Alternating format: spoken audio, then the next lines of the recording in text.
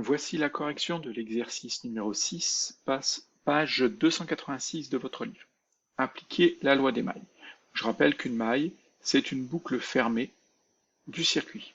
Il peut y en avoir plusieurs. Dans ce schéma-là, dans ce circuit, il n'y a qu'une seule maille. Donc, reproduire le schéma et représenter les tensions UBC, UCD, UAB et UDE.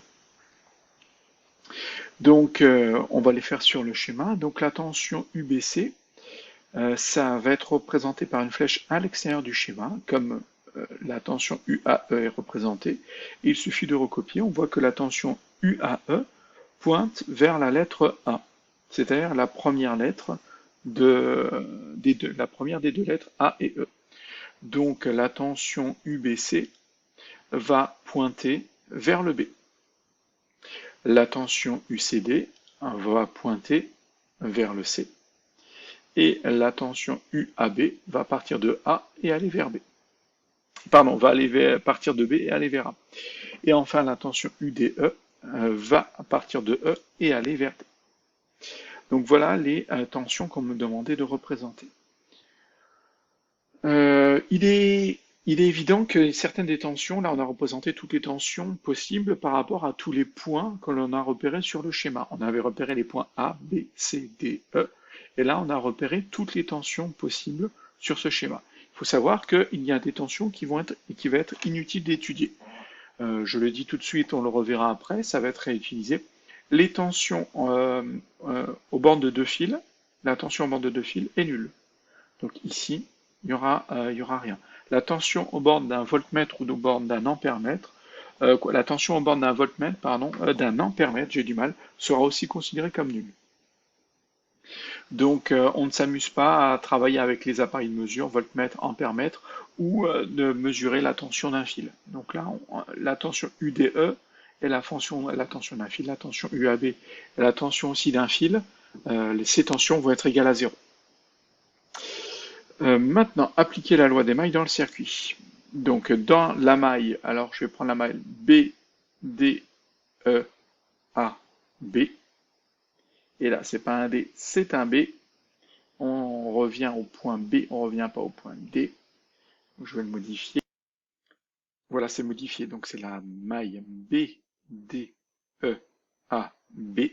Donc, je reviens à un même point. Pour avoir une boucle fermée, il faut partir d'un point et revenir au même.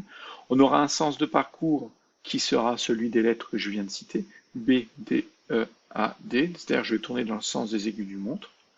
Et je partirai à un point de départ du point B. Donc, qu'est-ce qu'il faut faire ici? Ici, on va noter les tensions que l'on va rencontrer. On mettra un moins devant si la flèche de la tension est opposée au sens de parcours. On mettra un plus devant si la flèche de la tension est dans le même sens que le sens de parcours. Donc là, je vais partir du point B, je vais aller vers un D, et je vois que je rencontre deux tensions, UBC et UCD, mais les flèches sont dans le sens opposé au sens de parcours. C'est-à-dire je vais vers la droite ici, et les flèches vont vers la gauche. Donc je vais marquer moins UBC, moins UCD.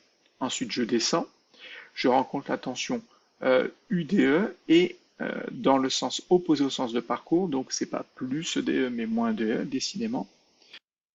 Donc voilà, c'est corrigé, c'est moins UDE. Donc en tournant dans le sens des aiguilles d'une montre, en partant de B, je tourne comme ça, là je descends, et je suis bien opposé à la flèche de la tension, donc moins UDE. Ensuite, je vais de E à A, donc j'ai plus UAE, parce que la flèche de UAE est dans mon sens de parcours. Et enfin, je remonte pour aller de A vers B, et donc c'est moins UAB. Donc voilà la loi des mailles. Et la somme algébrique, donc algébrique, ça soit des plus, soit des moins, de toutes ces tensions vaut 0. C'est ça la loi des mailles. Donc j'ai noté toutes mes tensions, j'ai mis des plus et des moins suivant si on était dans le sens de parcours ou pas, et la somme est égale à 0. Ensuite, comme je vous l'ai dit, certaines tensions électriques sont nulles. Les tensions bornes de fils électriques, donc UAB et UDE, sont nulles. Donc en fait, on peut retirer de ma loi des mailles les tensions UDE et UAB.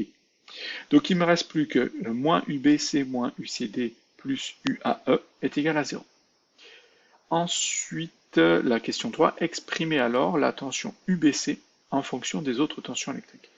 Donc UBC, je vais le passer simplement de l'autre côté, et moins UBC va se transformer en plus UBC, et UBC donc va être égal, et forcément j'ai encore une petite erreur. Donc je reviens, je disais donc UBC, donc je passe le UBC de l'autre côté, moins UBC devient plus UBC, et donc UBC est égal à moins UCD plus UAE, ou simplement UAE moins UCD. Donc voilà, là on a des petites transformations, le passage d'une grandeur d'un côté à l'autre du signe égal, avec des moins qui se transforment en plus, des plus qui se transforment en moins. Rien de bien méchant, mais attention à ne pas se tromper, à le faire doucement pour éviter tout étourderie. Et voilà donc la correction de cet exercice.